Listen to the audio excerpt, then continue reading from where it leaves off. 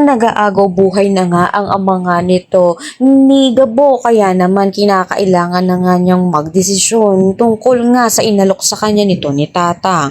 Sa kabilang banda naman nga sa kanilang bahay, pinuntahan naman nga sila ng media upang sa gayon nga kuhanan nga sila ng video upang sa gayon ay makahingi ng tulong. Gumawa naman ng paraan itong asawa ni Rudy upang makakalap ng pera. Ngunit matapos nga nito ay iniwanan na nga kaagad sila ng media. Kaya naman dahil dito balik nga muli itong si Gabo kay Tatang upang sa gayon nga tanggapin na nga ang alok sa kanyang misyon na binigay sa kanya upang kapalit nga na makabayad at maopera na nga kagad ang kanyang ama. Kaya naman hinanda na nga niya ang mga armas nga niya sa kanyang pagdakip dito nga kay alias Tigre.